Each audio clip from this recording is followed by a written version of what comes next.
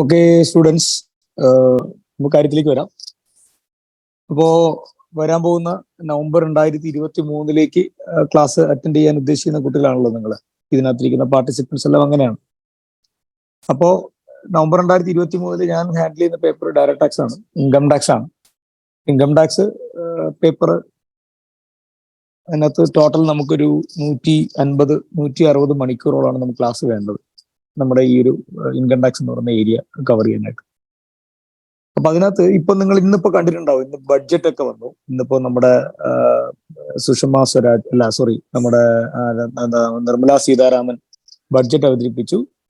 അപ്പൊ ഇന്നത്തെ ബഡ്ജറ്റ്, ഇന്നൊരു പുതിയൊരു ബഡ്ജറ്റ് റേറ്റ് ഓഫ് ടാക്സ് ഒക്കെ മാറി. അപ്പൊ നമ്മൾ ടി വിയിലേക്ക് കാണുന്നുണ്ടാവും, അല്ലെങ്കിൽ ന്യൂസിലേക്ക് കാണുന്നുണ്ടാവും. അപ്പൊ നമ്മൾ അതിനകത്ത് മനസ്സിലാക്കേണ്ടത്, നമ്മൾ ഈ എക്സാം എഴുതാൻ പോകുന്ന ഈ നവംബർ 2023 എക്സാം എഴുതുന്ന വിദ്യാർത്ഥികളെ സംബന്ധിച്ച് നിങ്ങൾക്ക് ഈ ബഡ്ജറ്റ് ആപ്ലിക്കബിൾ അല്ല. അപ്പൊ എല്ലാ വർഷവും ഇൻകം ടാക്സ് എന്ന് പറയുന്ന പേപ്പറിനകത്ത്, അല്ലെങ്കിൽ ഇൻകം ടാക്സ് എന്ന് പറയുന്ന നിയമത്തിനകത്ത് അമെന്റ്മെന്റ്സ് വന്നുകൊണ്ടിരിക്കും.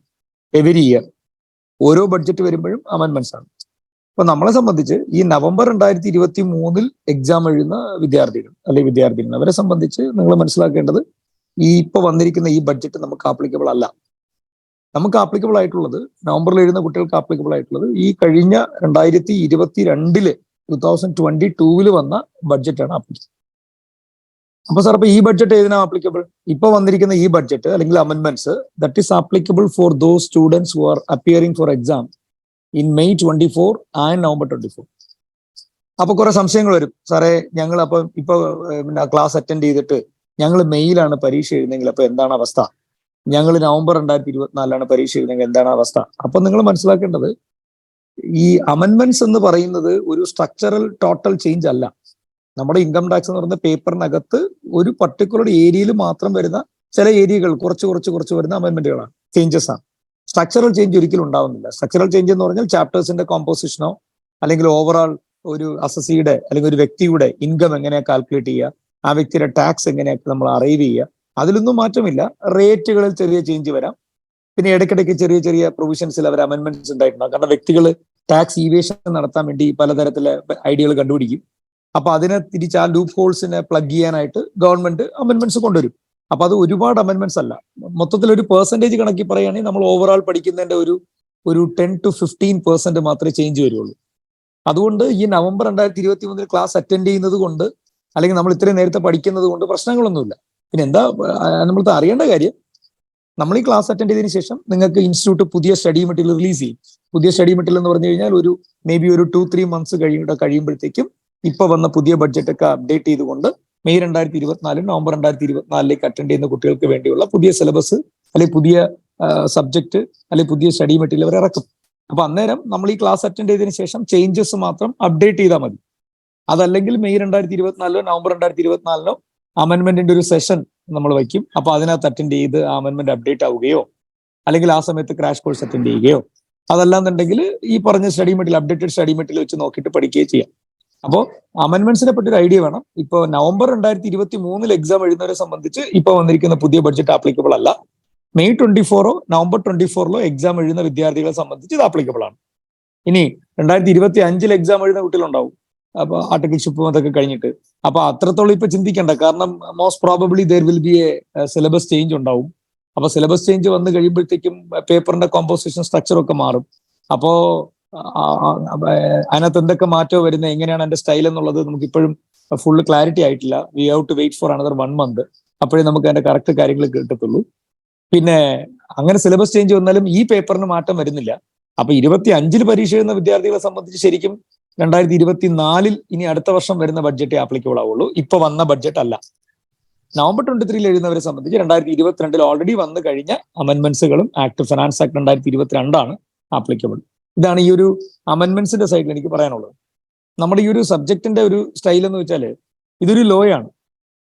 ലോ എന്ന് പറഞ്ഞാൽ നമ്മൾ മലയാളത്തിൽ ആദായ നികുതി നിയമം എന്ന് പറയാം, ഇംഗ്ലീഷിൽ ഇൻകം ടാക്സ് ആക്ട് എന്ന് പറയാം. അപ്പൊ ഇൻകം ടാക്സ് ആക്ട് 1961 എന്ന് പറയുന്ന ഒരു നിയമമാണ് നമ്മുടെ സബ്ജക്ട്. അപ്പൊ ഈ സബ്ജക്റ്റിനകത്ത് ഇന്റർമീഡിയറ്റ് ലെവലില്, CA ഇന്റർ ലെവലില് നമുക്ക് അതിനകത്ത് കുറച്ച് സെക്ഷൻസ് മാത്രം പഠിച്ചാൽ മതി. കുറച്ച് സെക്ഷൻസ് എന്ന് പറഞ്ഞാൽ ഇൻകം ടാക്സ് ആക്ട് 1961 എന്ന് പറയുന്ന ആദായനികുതി നിയമത്തിനകത്ത് 298 സെക്ഷൻസും 14 ഷെഡ്യൂൾസും ഉണ്ട്. 298 സെക്ഷൻസും 14 ഷെഡ്യൂളുമുള്ള ഈ ഇൻകം ടാക്സ് ആക്ടിന്റെ സെക്ഷൻ 1 മുതൽ 80 വരെയുള്ള സെക്ഷൻസ് ആണ് സിലബസിന്റെ കോർ ഏരിയ. CA ഇന്ററിന്റെ സിലബസിന്റെ കോർ ഏരിയ 1 മുതൽ 80 വരെയുള്ള സെക്ഷൻസ്. അതിന്റെ സ്ട്രക്ചർ പറയുകയാണെങ്കിൽ 1 തൊട്ട് 10 വരെയുള്ള സെക്ഷൻസ് ബേസിക് കോൺസെപ്റ്റ്സ് ആണ്. 1 തൊട്ട് 13 വരെ വേണമെങ്കിൽ ബേസിക് കോൺസെപ്റ്റ്സ് എന്ന് പറയാം. 1 to 13. അതിൽ 1 തൊട്ട് 10 വരെ ബേസിക് ചാപ്റ്റർ. 11, 12, 13 എന്ന് പറഞ്ഞാൽ നമ്മുടെ രാജ്യത്തെ ചാരിറ്റബിൾ ട്രസ്റ്റുകളുടെയും പൊളിറ്റിക്കൽ പാർട്ടികളുടെയും ഇൻകം ടാക്സിന്റെ ട്രീറ്റ്മെന്റിനെ പറ്റി പറയുന്നതാണ് 11, 12, 13. 13A, 13B എന്ന് പറയുന്നതാണ് പൊളിറ്റിക്കൽ പാർട്ടി. അപ്പൊ 1 തൊട്ട് 13 വരെയുള്ള സെക്ഷൻസ് ട്രസ്റ്റും പൊളിറ്റിക്കൽ പാർട്ടിയുമാണ്. 1 തൊട്ട് 10 വരെയുള്ള സെക്ഷൻസ് വളരെ ബേസിക്സ് ആയിട്ടുള്ള ഇൻകം ടാക്സിന്റെ കോൺസെപ്റ്റുകളാണ്. സെക്ഷൻ 14 മുതൽ പിന്നെ അവിടെ നിന്ന് അങ്ങോട്ട് ഹെഡ്സ് ആണ്. ഹെഡ്സ് എന്ന് പറഞ്ഞാൽ ഇന്ത്യയിൽ നമ്മുടെ രാജ്യത്ത് ഒരു വ്യക്തിക്ക് കിട്ടാൻ സാധ്യതയുള്ള ഇൻകത്തിനെ 5ആയിട്ട് തരംതിരിക്കുന്നുണ്ട്, 5ആയിട്ട് ക്ലാസിഫൈ ചെയ്യുന്നുണ്ട്. ആ 5 ക്ലാസിഫിക്കേഷൻസിനെ പറ്റി പറയുന്നതാണ് സെക്ഷൻ 14. സെക്ഷൻ 15 മുതൽ 59 വരെയുള്ള ഇൻകം ടാക്സ് ആക്ടിലെ സെക്ഷൻസ് ആണ് ഞാൻ ഈ പറയുന്ന 5 ഹെഡ്സ് എന്ന് പറയുന്നത്, അല്ലെങ്കിൽ 5 ക്ലാസിഫിക്കേഷൻ എന്ന് പറയുന്നത് നമ്മുടെ സെക്ഷൻ 15 മുതൽ 59 വരെയുള്ള സെക്ഷൻസ് ആണ്. ഈ 5 ഹെഡ്സിലെ ഇൻകം കാൽക്കുലേറ്റ് ചെയ്തെടുത്തതിന് ശേഷം ഒരു വ്യക്തി ടാക്സ് വെട്ടിക്കാനായിട്ട് 9 രീതിയിൽ നമ്മുടെ രാജ്യത്ത് കള്ളത്തരങ്ങൾ നടത്താറുണ്ട്. സാധാരണ ഇൻഡിവിജ്വൽസ് 9 രീതിയിൽ ടാക്സ് ഇവേഷൻ നടത്താൻ ശ്രമിക്കാറുണ്ട്. ആ ടാക്സ് ഇവേഷനെ തടയാൻ വേണ്ടിയുള്ള പ്രൊവിഷൻസ് ആണ് 60 മുതൽ 65 വരെ. 59 വരെ 5 ടൈപ്പ് തരംതിരിച്ചു, ഇൻകത്തിനെ തരംതിരിച്ചു.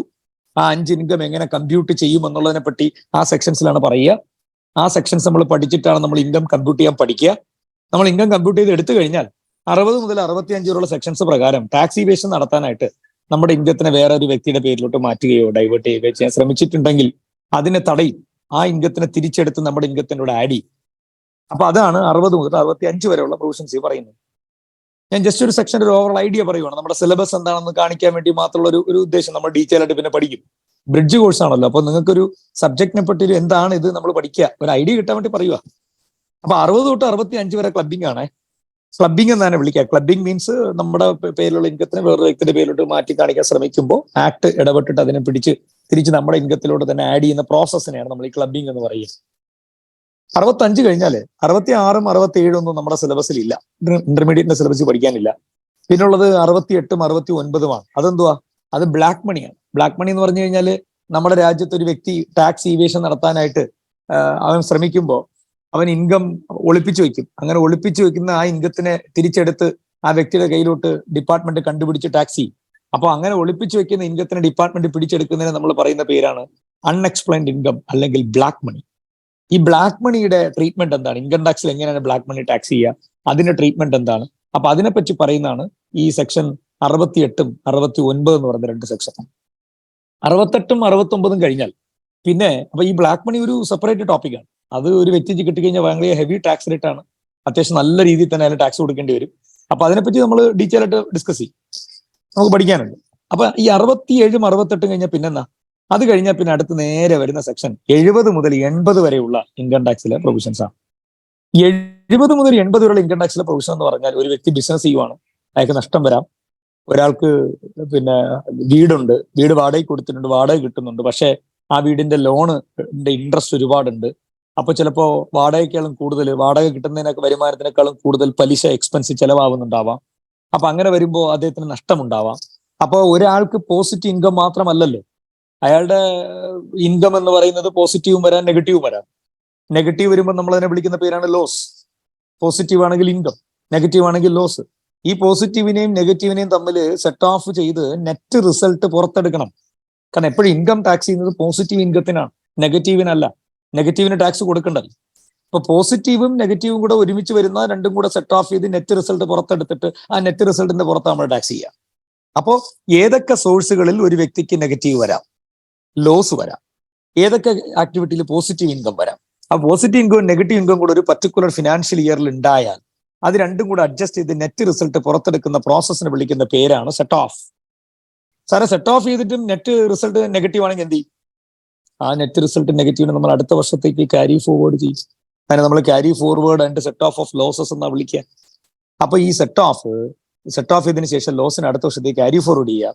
ഇതിനെ ഒക്കെ പറ്റി പറയുന്നതാണ് ഇൻകം ടാക്സ് ആക്ടിന്റെ സെക്ഷൻ 70 മുതൽ 80 വരെയുള്ള സെക്ഷൻസ്. അതാണ് അടുത്ത ചാപ്റ്റർ. അപ്പോൾ 1 തൊട്ട് 10 വരെ ബേസിക് ചാപ്റ്റർ ആണ്.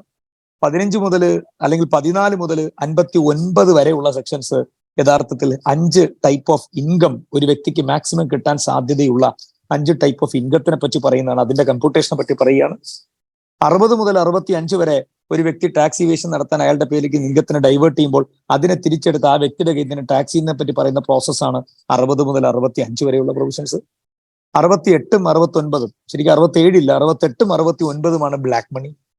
70 മുതൽ 80 വരെ അത് സെറ്റ് ഓഫ് ചെയ്തിട്ട് നെറ്റ് റിസൾട്ട് പുറത്തെടുക്കുന്ന പരിപാടി. ഈ 80 വരെയുള്ള സെക്ഷൻസ് ചെയ്ത് കഴിയുമ്പോൾ ഒരു വ്യക്തിക്ക് കിട്ടുന്ന ഇൻകത്തിനെ നമ്മൾ വിളിക്കുന്ന ഒരു ടെർമിനോളജിയാണ്, ആക്ടിൽ വിളിക്കുന്ന പേരാണ് gross total income. Gross total income. ഈ ഗ്രോസ് ടോട്ടൽ ഇൻകം കിട്ടിക്കഴിഞ്ഞാൽ അതിൽ നിന്നും ടാക്സ് പ്ലാനിങ് ചെയ്യാം. ടാക്സ് പ്ലാനിങ് എന്ന് പറഞ്ഞാൽ പേഴ്സണൽ ആവശ്യങ്ങൾക്ക് വേണ്ടി ചെലവാക്കുന്ന പല ചെലവുകളും നമുക്ക് ഈ ഇൻകത്തിൽ നിന്ന് കുറയ്ക്കാം, അല്ലെങ്കിൽ കിഴിവ് ചെയ്യാം, അല്ലെങ്കിൽ റിഡ്യൂസ് ചെയ്യാം. എന്നിട്ട് അത് കുറച്ചതിന് ശേഷമുള്ള ഇൻകത്തിന് ടാക്സ് കൊടുത്താൽ മതി. കുട്ടികളുടെ ട്യൂഷൻ ഫീസ് അടയ്ക്കുക, അച്ഛന്റെയോ അമ്മയുടെയോ അല്ലെങ്കിൽ പിന്നെ വീട്ടുകാരുടെയൊക്കെ ഹെൽത്ത് ഇൻഷുറൻസ് പ്രീമിയം അടയ്ക്കുക, മക്കളുടെയോ സ്പൗസിന്റെയോ ഒക്കെ ലൈഫ് ഇൻഷുറൻസ് പ്രീമിയം അടയ്ക്കുക. അപ്പൊ ഇങ്ങനെയുള്ള അല്ലെങ്കിൽ ചാരിറ്റബിൾ ട്രസ്റ്റിന് ഡൊണേഷൻ കൊടുക്കുക. അപ്പൊ ഇലക്ട്രിക് വെഹിക്കിൾ മേടിക്കാൻ വേണ്ടി ലോൺ എടുത്തു, ആ ലോണിന്റെ പലിശ, വീട് വയ്ക്കാനോ വാങ്ങാനോ ലോൺ എടുത്തതിന്റെ പലിശ, ഇങ്ങനെ തുടങ്ങി നമ്മുടെ പേഴ്സണൽ പർപ്പസിന് ചെലവാക്കുന്ന ചെലവുകളും ഇൻവെസ്റ്റ്മെന്റുകളും സേവിങ്സും ഒക്കെ എടുത്ത് നമുക്ക് ടാക്സ് പ്ലാനിങ് എന്ന് പറഞ്ഞ് ക്ലെയിം ചെയ്യാം. അങ്ങനെ ടാക്സ് പ്ലാനിങ് കഴിഞ്ഞതിന് ശേഷം വരുന്ന ഇൻകത്തിനെ വിളിക്കുന്ന പേരാണ് ടാക്സബിൾ ഇൻകം അല്ലെങ്കിൽ ടോട്ടൽ ഇൻകം. ഈ ടോട്ടൽ ഇൻകം അല്ലെങ്കിൽ ടാക്സബിൾ ഇൻകത്തിന്റെ മുകളിലാണ് ഒരു വ്യക്തി ടാക്സ് പേ ചെയ്യേണ്ടത്. അപ്പൊ ഈ ടോട്ടൽ ഇൻകത്തിന്റെ കാൽക്കുലേഷൻ നമ്മൾ അറൈവ് ചെയ്യുന്നതാണ് നമ്മുടെ ഇന്റർമീഡിയറ്റിന്റെ ഇൻകം ടാക്സിന്റെ സിലബസിന്റെ മേജർ ഏരിയ. മേജർ ഏരിയ എന്ന് പറഞ്ഞാൽ 60 മാർക്കിന്റെ ഇൻകം ടാക്സിൽ ഓൾമോസ്റ്റ് 40 മുതൽ 45 മാർക്ക് വരെ വരുന്ന ഈ ഏരിയയാണ് സെക്ഷൻ 80 വരെയുള്ള ഏരിയ. അപ്പൊ 80 കഴിഞ്ഞിട്ട് ടാക്സ് പ്ലാനിങ് എവിടെയാണ് പറഞ്ഞിരിക്കുന്നത്? ടാക്സ് പ്ലാനിങ് പറഞ്ഞിരിക്കുന്നത് ഇൻകം ടാക്സ് ആക്ടിന്റെ സെക്ഷൻ 80C മുതൽ 80U വരെയുള്ള 22ഓളം സെക്ഷൻസ് ഉണ്ട്. ഈ 80C മുതൽ 80U വരെയുള്ള 22ഓളം സെക്ഷൻസിൽ പറഞ്ഞിരിക്കുന്ന ടാക്സ് പ്ലാനിങ് നമ്മൾ കുറച്ച് കഴിയുമ്പോൾ നമുക്ക് കിട്ടുന്നതാണ് ടോട്ടൽ ഇൻകം. ആ ടാക്സബിൾ ഇൻകത്തിന്റെ മുകളിലാണ് ഒരു വ്യക്തിയുടെ ടാക്സ് കാൽക്കുലേറ്റ് ചെയ്യുന്നത്.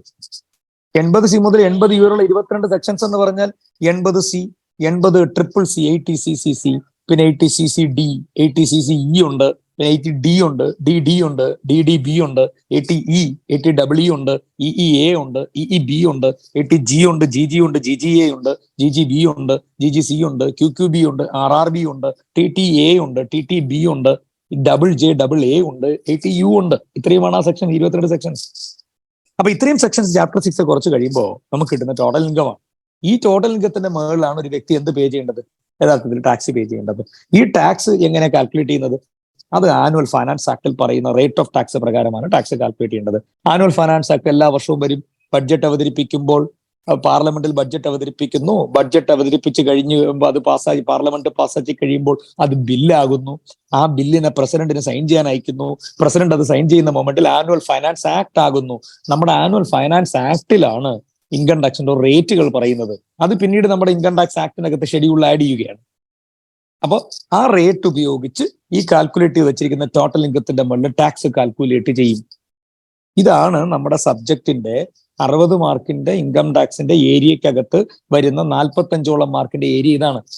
ഇനി എന്താ ഒരു 10-15 മാർക്കിന് പിന്നെ വരുന്ന ഏരിയ എന്ന് പറഞ്ഞാൽ ഒരു വ്യക്തിയുടെ ഈ ടോട്ടലിന്റെ ഇൻകം എങ്ങനെ കാൽക്കുലേറ്റ് ചെയ്യും, അതിന്റെ കാൽക്കുലേഷൻ പ്രോബ്ലംസ് ആണ്. അത് കഴിഞ്ഞാൽ പിന്നെ വരുന്നത് TDS എന്ന് പറയുന്ന ചാപ്റ്റർ ആണ്. ഡീറ്റെയിൽ ആയിട്ട് നമ്മൾ പിന്നെ ടെക്നിക്കൽ ടൈം ഒക്കെ പിന്നെ പഠിക്കും. TDSന്റെ full form tax deducted at source എന്നാണ്. അതുപോലെ മറ്റൊന്ന് tax collected at source, TCS എന്ന് പറയുന്ന ഒരു ചാപ്റ്റർ ഉണ്ട്.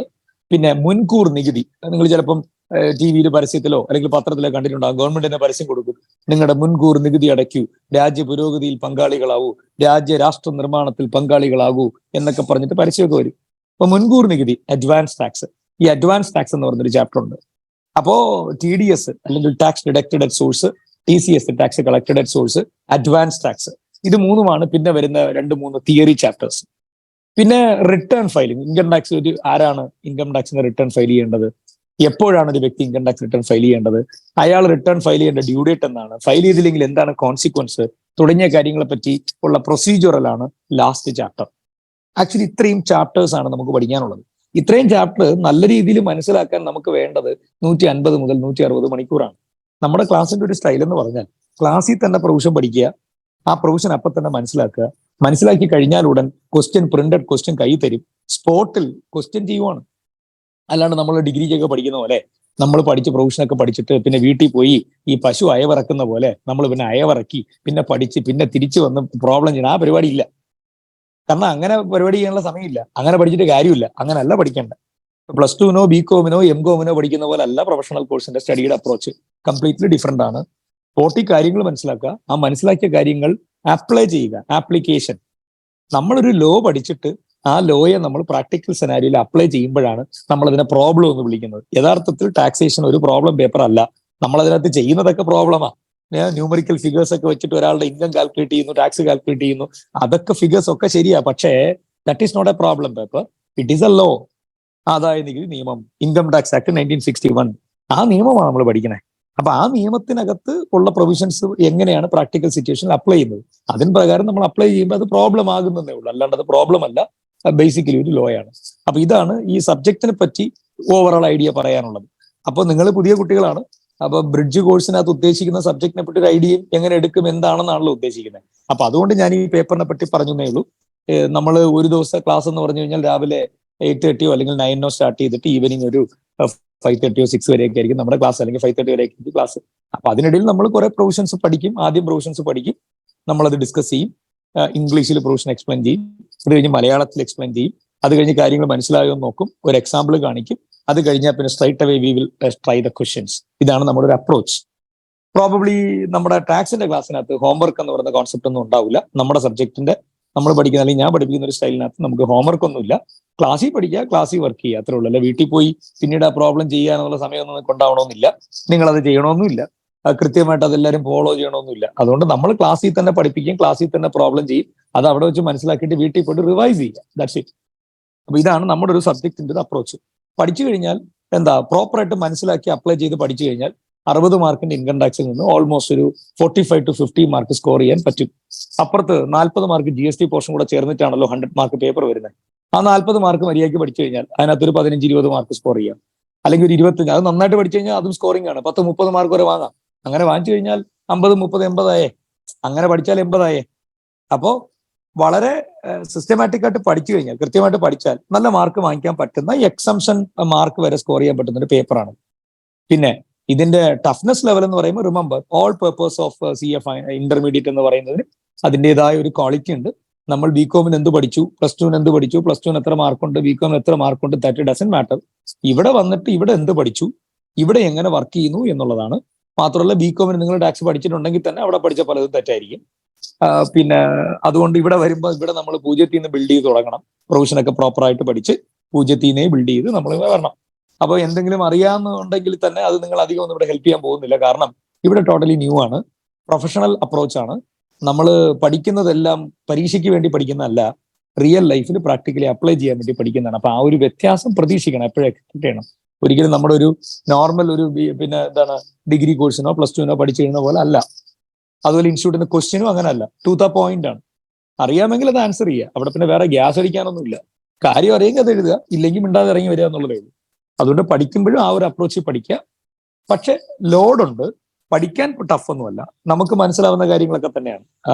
അത് മനസ്സിലാവുന്ന രീതിയിൽ തന്നെ നമ്മൾ പഠിക്കുന്നത്. പക്ഷേ ഓളിയം ഈസ് ദ പ്രോബ്ലം, റൈറ്റ്? ഭയങ്കര വാസ്റ്റ് ആണ്, ഒരുപാട് പഠിക്കാനുണ്ട്. അത്യാവശ്യം നല്ല രീതിയിൽ ഓളിയം. നമ്മൾ ഈ പറയുമ്പോൾ ഇത്രയും സെക്ഷൻസ് ആണെങ്കിലും ഇത് ഓരോന്നും പഠിക്കണ്ടേ, ഓരോ ചാപ്റ്റർ പഠിക്കാൻ 1.5-2 ദിവസം വേണം. സോ ഓളിയം ഈസ് ദാറ്റ്. ബട്ട് എന്താണ്, slow and steady race the win എന്ന് പറയുന്ന കോൺസെപ്റ്റ് ആണ്. കുറേശ്ശെ പഠിക്കുക, പഠിക്കുന്ന കൺസിസ്റ്റന്റ് ആയിട്ട് റിവൈസ് ചെയ്ത് പോവുക. അങ്ങനെ പഠിച്ചു കഴിഞ്ഞാൽ നമുക്ക് കറക്റ്റായിട്ട് അപ്രോച്ച് ചെയ്ത് പിന്നെ പരീക്ഷ എഴുതാൻ പറ്റും. പിന്നെ നമ്മൾ ഈ പഠിക്കുന്നത് പ്രോബ്ലം ചെയ്യുന്ന കൂട്ടത്തിൽ ഇൻസ്റ്റിറ്റ്യൂട്ട് പ്രീവിയസ് എക്സാമിനേഷൻസ് എങ്ങനെയാണ് ക്വസ്റ്റ്യൻസ് ചോദിക്കുന്നത്, ചോദിച്ചിട്ടുള്ള ക്വസ്റ്റ്യൻസ് എങ്ങനെയാണ്, നമ്മൾ അതും കൂടെ ചെയ്തു പോകും. കാരണം എപ്പോഴും ക്ലാസ് റൂമിൽ പഠിച്ച് ക്ലാസ് റൂമിൽ പ്രോബ്ലം ചെയ്യുമ്പോഴും നമ്മുടെ മനസ്സിലുണ്ടാവേണ്ട നമ്മുടെ ലക്ഷ്യം എന്താണ്, നമ്മുടെ ടാർഗറ്റ് എന്താണ്. എക്സാമിനേഷന് 3 മണിക്കൂർ ഹാളിൽ പ്രസന്റ് ചെയ്യുമ്പോൾ നമുക്ക് ചെയ്യാൻ പറ്റണം. അതുകൊണ്ട് എപ്പോഴും എക്സാമിനേഷന് വരുന്ന സ്റ്റൈല്, എക്സാമിന് ചോദിക്കുന്ന ഒരു റേഞ്ച്, അത് എപ്പോഴും പ്രാക്ടീസ് ചെയ്യേണ്ട അത്യാവശ്യമാണ്. നമ്മൾ പഠിക്കുന്നതെല്ലാം ആ റേഞ്ചിൽ നിൽക്കണം, എക്സാമിനേഷന് എഴുതാൻ വേണ്ടിയാണ്. അതുകൊണ്ട് പ്രീവിയസ് ഇയർ ക്വസ്റ്റ്യൻസ് അടക്കം നമ്മൾ ക്ലാസ്സിൽ സോൾവ് ചെയ്യും. ആ സ്റ്റൈലിലാണ് നമ്മൾ പഠിക്കുക. അപ്പോൾ നമ്മൾ പഠിക്കുമ്പോൾ തന്നെ ഒരു ചാപ്റ്റർ പഠിച്ചു കഴിഞ്ഞാൽ ആ ചാപ്റ്ററിൽ നിന്ന് ഇൻസ്റ്റിറ്റ്യൂട്ട് എക്സാമിനേഷന് ചോദിച്ചിട്ടുള്ള ക്വസ്റ്റ്യൻസ് അടക്കം ക്ലാസ് റൂമിൽ സോൾവ് ചെയ്യും. ഇതാണ് നമ്മുടെ ഒരു അപ്രോച്ച്. അതുകൊണ്ട് നിങ്ങൾ പ്രൊഫഷണൽ കോഴ്സിന് തയ്യാറെടുക്കുമ്പോൾ ആ രീതിയിൽ പ്രിപ്പയർ ചെയ്യണം. ഒരിക്കലും നിങ്ങളുടെ പ്ലസ് ടുവോ ഡിഗ്രിയോ ഒന്നും അല്ല. ഡിഗ്രിക്ക് ഫസ്റ്റ് റാങ്ക് കിട്ടിയാലും ഇവിടെ ഫസ്റ്റ് അറ്റംപ്റ്റ് ജയിക്കണമെന്ന് യാതൊരു ഗ്യാരണ്ടി ഇല്ല. പ്രത്യേകിച്ച് നമ്മുടെ കേരളത്തിലെ യൂണിവേഴ്സിറ്റികളിൽ നിന്നാണ് നിങ്ങൾ ഫസ്റ്റ് റാങ്ക് മേടിക്കണമെങ്കിൽ ഉറപ്പായിട്ടും ഫസ്റ്റ് അറ്റംപ്റ്റ് ചെയ്യേണ്ടത് ജയിക്കില്ല. അപ്പൊ അതുകൊണ്ട് അവിടെ പഠിക്കുന്നതും ഈവൻ പ്ലസ് ടുവിന് നിങ്ങൾ പെർഫോം ചെയ്യുന്നത് ഇവിടെ റിലവന്റ് ഒന്നുമല്ല. പിന്നെ ഫൗണ്ടേഷനോ അല്ലെങ്കിൽ നമ്മുടെ എൻട്രൻസ് സിയുടെ ഫൗണ്ടേഷൻ റൂട്ട് വഴി വരുന്നവരെ സംബന്ധിച്ച് കുറച്ചൊക്കെ ഇൻസ്റ്റിറ്റ്യൂട്ടിന്റെ ലെവൽ അറിയാമായിരിക്കും. നിങ്ങൾ അവെയറാണ്, ഇൻസ്റ്റിറ്റ്യൂട്ടിന്റെ ലെവൽ അവെയറാണ്. കാരണം എങ്ങനെയാണ് ഇൻസ്റ്റിറ്റ്യൂട്ട് ചോദിക്കുന്നത്. അപ്പൊ അതിന്റെ ഒരിരട്ടിയും കൂടെ ടഫ്നെസ് പ്രതീക്ഷിക്കാം ഇന്റർമീഡിയറ്റ് എന്ന് പറയുമ്പോൾ. അതിനേക്കാളും കുറച്ചൊരു ടഫ്നെസ് ലെവലാണ് ഫൈനൽ ലെവൽ. ഓക്കെ, ഇതാണ് നമ്മുടെ പേപ്പറിനെ പറ്റിയും പൊതുവായ ഒരു അപ്രോച്ചിനെ പറ്റി എനിക്ക് പറയാനുള്ളത്. അപ്പൊ ഇനി നിങ്ങൾക്ക് എന്തെങ്കിലും ഡൗട്ടോ സംശയങ്ങളോ കാര്യങ്ങളുണ്ടെങ്കിൽ ചോദിക്കാം.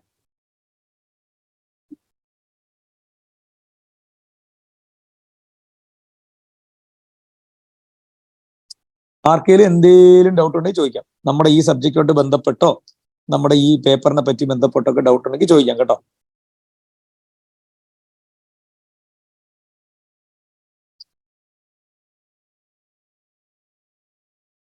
ആർക്കും ഡൗട്ടൊന്നും ഇല്ലേ? ആർക്കും സംശയമൊന്നും ഇല്ലേ?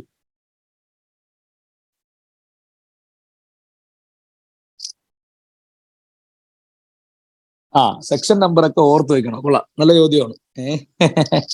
ഈ സെക്ഷൻ നമ്പറൊക്കെ ഓർത്ത് വെക്കണോ എന്ന് ചോദിച്ചാലേ അപ്പൊ അതിന്റെ ഉത്തരം എന്ന് പറഞ്ഞാലേ, ഇപ്പോ ഇന്റർമീഡിയറ്റ് ലെവലില് ഇൻസ്റ്റിറ്റ്യൂട്ട് പറയുന്നത് സെക്ഷൻ നമ്പർ കമ്പൽസറി അല്ല, മാൻഡേറ്ററി അല്ല, നിങ്ങൾക്ക് പറ്റുമെങ്കിൽ നിങ്ങൾ എഴുതൂ എന്നാണ് ഇൻസ്റ്റിറ്റ്യൂട്ട് പറയുന്നത്. സെക്ഷൻ നമ്പർ മാൻഡേറ്ററി അല്ലെന്നാണ് പറയുന്നത്. പക്ഷേ എന്റെ പേഴ്സണൽ ഒപ്പീനിയൻ ഞാൻ പറയാം. ഈ നമ്മുടെ ഇതുവരെയുള്ള ഒരു എക്സ്പീരിയൻസ് വെച്ചിട്ട് ഞാൻ ഒപ്പീനിയൻ പറയാം. സെക്ഷൻ നമ്പർ നിർബന്ധമാണോ എന്ന് വെച്ചാൽ നിർബന്ധമല്ല. പക്ഷേ നമ്മൾ ആൻസർ ചെയ്യുമ്പോൾ വാല്യൂ ചെയ്യുന്ന ആള് ഒരു 10 പേപ്പർ എടുത്ത് വാല്യൂ ചെയ്യുന്ന സമയത്ത് അതിനകത്ത് ഒരു 6 പേപ്പറിനകത്ത് ആൻസർ ചെയ്തിരിക്കുന്നതിനകത്ത് സെക്ഷൻ നമ്പർ എല്ലാം ഇല്ലെങ്കിലും അത്യാവശ്യം മോസ്റ്റ് ഇമ്പോർട്ടന്റ് ആയിട്ടുള്ള സെക്ഷൻ നമ്പർ അതിനകത്ത് എഴുതിയിട്ടുണ്ടെങ്കിൽ അത് വാല്യൂ ചെയ്യുന്ന എക്സാമിനർക്ക് definitely that will create an impression, because that is improving the quality of your answer. നിങ്ങളുടെ ആൻസറിന്റെ ക്വാളിറ്റി അത് കൂട്ടുവാണ്. ഇപ്പൊ ഞാൻ എപ്പോഴും പറയാറുള്ള ഇങ്ങനെയാണ്. ഇപ്പൊ നമ്മളിപ്പോ ഒരു പായസം ഉണ്ടാക്കി കുടിക്കുമ്പോഴേ ഈ പായസത്തിനകത്ത് എന്താ പറയുക, നല്ല രീതിയിൽ പിന്നെ അണ്ടിപ്പരിപ്പും പിന്നെ നല്ല ഉണക്ക തേങ്ങ അതിനകത്ത് ഇങ്ങനെ കട്ട് ചെയ്തിട്ടിട്ടുണ്ട്. ഈ കിസ്മിസ് എന്നൊക്കെ പറയുന്ന സാധനം നന്നായിട്ട്, ചൗരി എന്നൊക്കെ പറയുന്ന സാധനം നന്നായിട്ട് വേവിച്ച് അതിനകത്ത് ഇട്ടിട്ടുണ്ട്. പായസത്തിന് നല്ല കൊഴുപ്പുണ്ട്. അപ്പൊ അങ്ങനെയാണെങ്കിൽ പായസം കുടിക്കാൻ നല്ല ടേസ്റ്റാണ്. അതേസമയം ഉണക്ക തേങ്ങ ഇല്ല, ആ തേങ്ങ ഇട്ടിട്ടില്ല, അണ്ടിപ്പരിപ്പ് വളരെ കുറച്ചേ ഉള്ളൂ, ഉണക്കമുന്തിരി തീരെ ഇട്ടിട്ടില്ല, പിന്നെ അതിനകത്ത് കിസ്മിസ് എന്ന് പറയുന്ന സാധനം അത്ര വെന്തിട്ടില്ല, അട ജസ്റ്റ് വേവിച്ച് ശർക്കര ഇട്ട് പായസം ഉണ്ടാക്കിയാൽ അതും പായസമാണ്. ഈ ആദ്യം പറഞ്ഞ പായസവും രണ്ടാമത് പറഞ്ഞ പായസവും നമ്മുടെ വ്യത്യാസം, ആദ്യത്തേൽ ക്വാളിറ്റി കൂടുതലാണ്, കഴിക്കുമ്പോൾ വീണ്ടും കഴിക്കാൻ തോന്നും. രണ്ടാമത്തേൽ ക്വാളിറ്റി കമ്പാരിറ്റീവ്ലി കുറവാണ്. സോ ഇതാണ് അതിന്റെ വ്യത്യാസം. അതായത് ഈ സെക്ഷൻ നമ്പർ എഴുതിയാൽ നിങ്ങൾക്ക് സബ്ജക്റ്റിൽ അതോറിറ്റി ഉണ്ടെന്നാണ് വാല്യൂ ചെയ്യുന്ന ആൾക്ക് ഫീൽ ചെയ്യുക. എപ്പോഴും ഒരാൾക്ക് സബ്ജക്റ്റിൽ അതോറിറ്റി ഉണ്ടെങ്കിൽ, ഓതന്റിക്കേറ്റേഷൻ ആണെങ്കിൽ മാത്രമേ സെക്ഷൻ നമ്പർ എഴുതാൻ പറ്റൂ. അപ്പം സെക്ഷൻ നമ്പർ എഴുതുന്നത് വളരെ നല്ലതാണ്. സെക്ഷൻ നമ്പർ എഴുതിയില്ല എന്ന് പറഞ്ഞ് തോറ്റു പോകത്തൊന്നുമില്ല. പക്ഷെ സെക്ഷൻ നമ്പർ എഴുതാൻ പറ്റിയാൽ നല്ലതാണ്. എന്ന് വെച്ച് എല്ലാ സെക്ഷനും പഠിക്കണ്ട. കോർ ആയിട്ടുള്ള ഏരിയകൾ, പ്രധാനപ്പെട്ട ഏരിയസ് ഉണ്ട്. ഇപ്പോ ഞാൻ നേരത്തെ പറഞ്ഞ ടാക്സ് പ്ലാനിങ്ങിന്റെ ഏരിയ, അങ്ങനത്തെ ചില ഏരിയകളിൽ മാത്രം അവർ പ്രതീക്ഷിക്കുന്നുണ്ട് സെക്ഷൻ എഴുതിയാൽ നല്ലതാണ് എന്നവർ പ്രതീക്ഷിക്കുന്നുണ്ട്. അങ്ങനെയുള്ള ഏരിയയിൽ മാത്രം നിങ്ങൾ സെക്ഷൻ എഴുതിയാൽ മതി. അതല്ലാത്ത ഏരിയയിൽ സെക്ഷൻ നമ്പർ കമ്പൽസറി അല്ല. പിന്നെ സെക്ഷൻ നമ്പർ പഠിക്കുന്ന വലിയ സംഭവമൊന്നുമല്ല. ഈ അത് ഒരാളിങ്ങനെ ഇങ്ങനെ കുറെ സെക്ഷൻസ് ഇങ്ങനെ പറയണ കേൾക്കുമ്പം നിങ്ങൾക്ക് തോന്നും അയ്യോ സെക്ഷൻ നമ്പറൊക്കെ ഇങ്ങനെ പഠിക്കണമല്ലോ, അത് ഭയങ്കര ടഫാണ്. അങ്ങനെയൊന്നുമില്ല. ഈ സെക്ഷൻ നമ്പർ പഠിക്കുക എന്ന് പറയുന്നത് ഒരു ചാപ്റ്റർ പഠിക്കുമ്പോൾ ആ ചാപ്റ്റർ നമ്മൾ ഇഷ്ടപ്പെട്ട് പഠിക്കുമ്പം ഓട്ടോമാറ്റിക്കലി ആ ചാപ്റ്ററിനകത്തുള്ള സെക്ഷൻ നമ്പേഴ്സ് നമുക്ക് ബൈ ഹാർട്ട് ആവും. അത് അങ്ങനെയാണ് സെക്ഷൻ നമ്പർ പഠിക്കുക. അല്ലാതെ ഇന്ന് ഞാൻ രാവിലെ മുതൽ വൈകിട്ട് വരെ ഇരുന്ന് ഇൻകം ടാക്സിന്റെ സെക്ഷൻ തീർക്കുമെന്നും പറഞ്ഞ് അങ്ങനെ ഇരുന്ന് ആരും പഠിക്കുന്നതല്ല. അതുകൊണ്ട് സെക്ഷൻ നമ്പർ പഠിക്കുന്നതിനെ പറ്റി വേവലാതിപ്പെടേണ്ട. ഇമ്പോർട്ടൻറ്റ് സെക്ഷൻസ് എന്തായാലും പഠിക്കണം. എല്ലാ സെക്ഷൻസും മാൻഡേറ്ററി അല്ല. മാൻഡേറ്ററി ആയിട്ടുള്ള കുറച്ച് ഏരിയകളുണ്ട്, അവിടെ പഠിക്കുന്നത് നല്ലതാണ്. അപ്പോൾ ആൻസർ എഴുതി കഴിഞ്ഞാൽ നല്ല മാർക്ക് കിട്ടും. അതല്ലെങ്കിൽ വേറെ പ്രശ്നമൊന്നുമില്ല. ഞാൻ പറഞ്ഞല്ലോ, പിന്നെ തോറ്റു പോകത്തൊന്നുമില്ല സെക്ഷൻ നമ്പർ എഴുതിയില്ല എന്ന് പറഞ്ഞു. അതാണ് അതിന് എനിക്ക് പറയാനുള്ളത്. Sir, I am graduate in BA, basic ഇല്ലാത്തത് കൊണ്ട് പ്രോബ്ലം ഉണ്ടാവുമോ? ടാക്സ് എന്ന് പറയുന്ന സബ്ജക്റ്റിനെ പറ്റി അങ്ങനെ ഒരു ടെൻഷനേ വേണ്ട. ടാക്സ് എന്ന് പറഞ്ഞൊരു ലോ ആണ്. Simply think about law. You are studying a law, contract ലോയോ അല്ലെങ്കിൽ എന്താ പറയുക, പിന്നെ സെയിൽ ഓഫ് ഗുഡ്സ് ആക്ടോ അതുപോലൊരു നിയമം പഠിക്കുന്നു, അങ്ങനെ കണ്ടാൽ മതി. പിന്നെ നമ്മൾ ചില ഏരിയകൾ പഠിക്കുമ്പോൾ ബിസിനസ്സുകാരുടെ ബന്ധവുമായിട്ട് ബന്ധപ്പെടുത്തി വരുമ്പോൾ അക്കൗണ്ട്സിലെ profit and loss account, balance sheet എന്നൊക്കെ പറയുന്ന ആ ഒരു കോൺസെപ്റ്റ് മാത്രം കുറച്ചൊന്ന് അറിയേണ്ടി വരും. അത് നിങ്ങളുടെ അക്കൗണ്ട്സിൽ നിങ്ങൾക്ക് കിട്ടുന്ന നോളജ് മതി ധാരാളം. അപ്പൊ അതുകൊണ്ട് BA എന്നുള്ളത് കൊണ്ട് നിങ്ങൾ കുറച്ചെങ്കിലും ശ്രദ്ധിക്കാനുള്ള പേപ്പർ അക്കൗണ്ട്സ് ആണ്. ബാക്കി ഒരു സബ്ജക്റ്റിലും അങ്ങനെ ഒരു പ്രശ്നം ഉണ്ടാവുമെന്ന് എനിക്ക് തോന്നുന്നില്ല. ടാക്സിനെ സംബന്ധിച്ച് അങ്ങനെ ഒരു പ്രശ്നമില്ല. ഇതൊരു പ്യൂർലി ലോ ആണ്, അതിനെപ്പറ്റി ടെൻഷൻ വേണ്ട. BA ആണെങ്കിലും കുഴപ്പമൊന്നുമില്ല.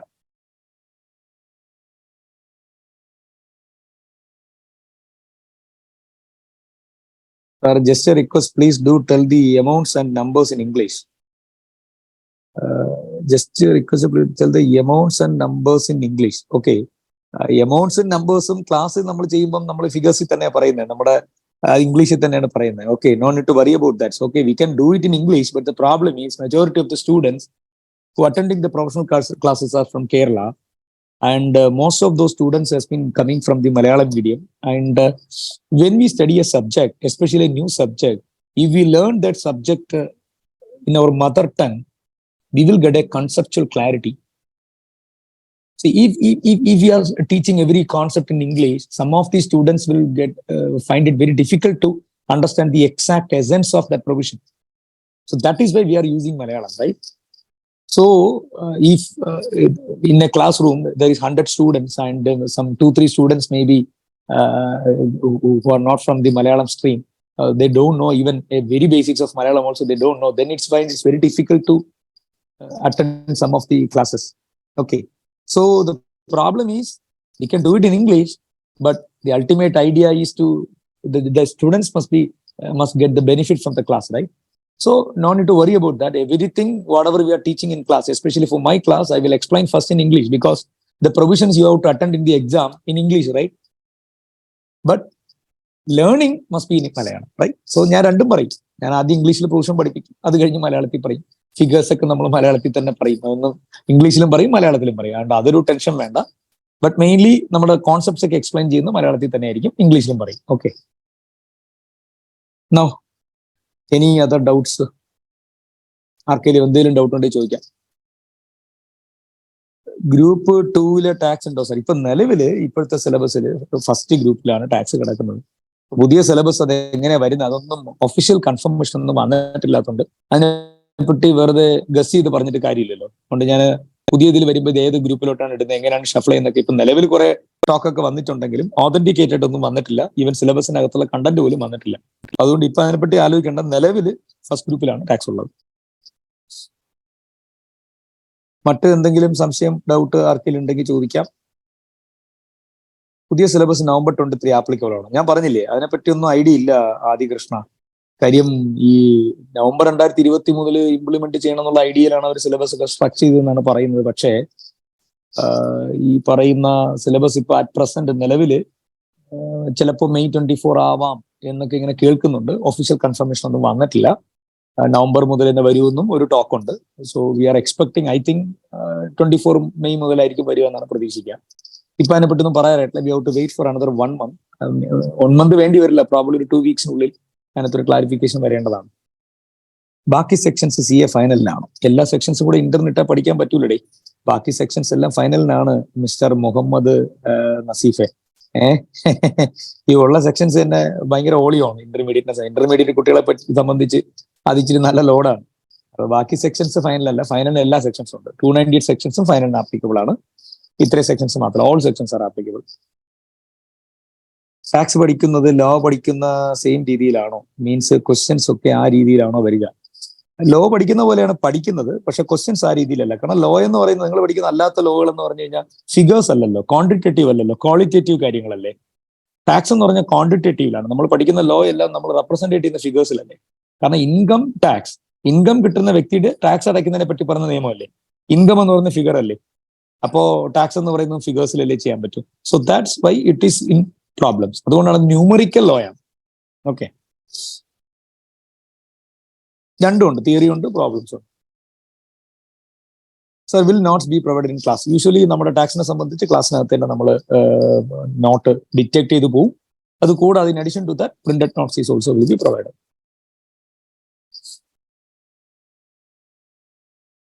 സർ ലീഗൽ ലാംഗ്വേജിലാണ് ഫുൾ എക്സാം എഴുതേണ്ടത് എന്ന് കേട്ടിട്ടുണ്ട് സി എ.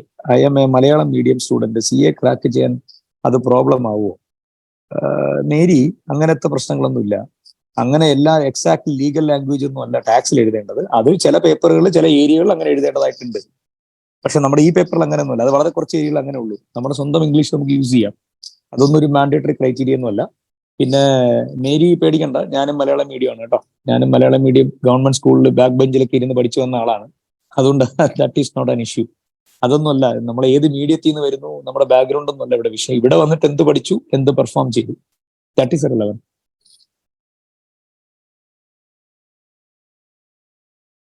മറ്റാർക്കെങ്കിലും എന്തെങ്കിലും ഡൗട്ട് ഉണ്ടെങ്കിൽ ചോദിക്കാം.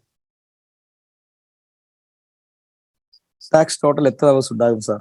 ഞാൻ പറഞ്ഞായിരുന്നല്ലോ കാർത്തികേയ, അതൊരു approximately 160 hours maximum. 160 hours class hours. ഈ 160 അവേഴ്സിനകത്ത് I think around more than 200 questions will be solved in the classroom itself.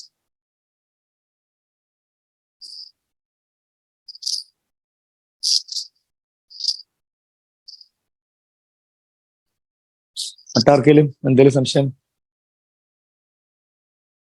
Result വന്നിട്ട് എത്ര ഡേ ആകും ക്ലാസ് തുടങ്ങാൻ? എനിക്കത് മനസ്സിലായില്ല. റിസൾട്ട് വന്നിട്ട് എത്ര, നിങ്ങൾ ഉദ്ദേശിക്കുന്ന ഫൗണ്ടേഷന്റെ റിസൾട്ട് ആണോ? ഐ തിങ്ക് ഫൗണ്ടേഷൻ റിസൾട്ട് വന്ന് നെക്സ്റ്റ് 1 വീക്കിനുള്ളിൽ തന്നെ ക്ലാസ് സ്റ്റാർട്ട് ചെയ്യുമല്ലോ മാക്സിമം. മറ്റാർക്കെങ്കിലും എന്തെങ്കിലും സംശയം?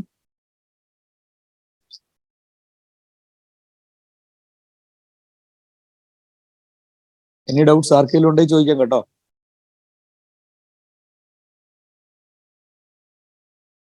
ഓക്കെ, മറ്റാർക്കും ഡൗട്ട് ഒന്നും ഇല്ലാന്നുണ്ടെങ്കിൽ നമുക്ക് സെഷൻ വൈൻഡ് അപ്പ് ചെയ്യാം. I think you got an idea regarding നമ്മൾ ഈ പേപ്പറിനെ പറ്റിയും നമ്മുടെ ഒരു സബ്ജക്റ്റ് നമ്മൾ പഠിക്കുന്ന സ്റ്റൈലിനെ പറ്റിയും ഐഡിയ കിട്ടി എന്നാണ് എന്റെ വിശ്വാസം. ആർക്കെങ്കിലും എന്തെങ്കിലും സംശയം ഉണ്ടോ? ഡൗട്ട് ഒന്നും ഇല്ലാന്നുണ്ടെങ്കിൽ നമുക്ക് വൈൻഡ് അപ്പ് ചെയ്യാം. ഡൗട്ട് ഉണ്ടെങ്കിൽ ചോദിക്കാം.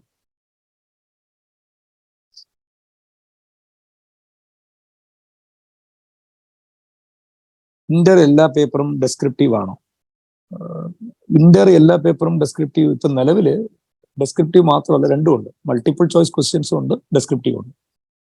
ഓരോ പേപ്പറിനും almost 20 to 25% questions multiple choice questions ആണ്. ബാക്കി ഡെസ്ക്രിപ്റ്റീവ്. ഫുൾ ഡെസ്ക്രിപ്റ്റീവ് അല്ല, ഫുൾ എം സി ക്യു അല്ല, രണ്ടിന്റെ ഒരു കോമ്പിനേഷൻ ആണ്. കൂടുതൽ ഡെസ്ക്രിപ്റ്റീവ്, കുറച്ച് പോർഷൻ എം സി ക്യു ആണ്. എം സി ക്യുവിന് നെഗറ്റീവ് ഉണ്ടോ? എം സി ക്യുവിന് നിലവിൽ നെഗറ്റീവ് ഇല്ല. But when it come to the new സിലബസിനകത്ത് നെഗറ്റീവ് മാർക്കിംഗ് ഉണ്ട്. That is confirm. ബട്ട് നമ്മുടെ ഓൾഡ് സിലബസിൽ, ഇപ്പൊ നിലവിൽ ഓടിക്കൊണ്ടിരിക്കുന്ന സിലബസിൽ നെഗറ്റീവ് മാർക്കിംഗ് ഇല്ല. But we can expect negative marking in the new syllabus.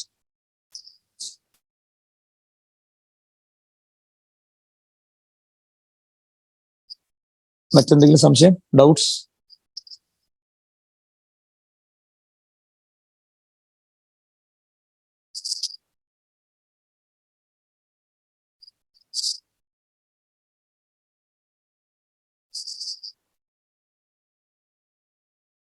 Sripriya, ഞാൻ പറഞ്ഞിരുന്നല്ലോ November 23 ഓൾഡ് സിലബസ് ആണോ എന്നുള്ളത് ഇപ്പോഴും കൺഫേം ആയിട്ടില്ല. We have to wait for another 2 weeks. 2 ആഴ്ചക്കുള്ളിൽ അറിയാൻ പറ്റും. ഇൻസ്റ്റിറ്റ്യൂട്ട് ഒഫീഷ്യൽ അതിന്റെ അനൗൺസ്മെന്റ് നടത്തും. അതുവരെ നമ്മൾ വെറുതെ അതിനെപ്പറ്റി ആലോചിച്ച് ടെൻഷൻ അടിച്ചിട്ട് കാര്യമില്ല. We will expect official notification from institute within 2 weeks.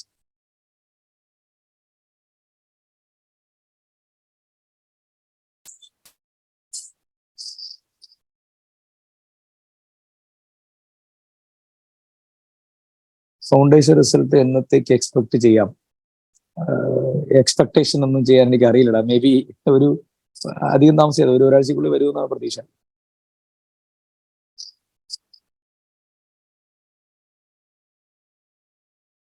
Okay students, അപ്പൊ വേറെ ഡൗട്ട് ഒന്നും ഇല്ല എന്നുണ്ടെങ്കിൽ നമുക്ക് സെഷൻ വൈൻഡ് അപ്പ് ചെയ്യാം.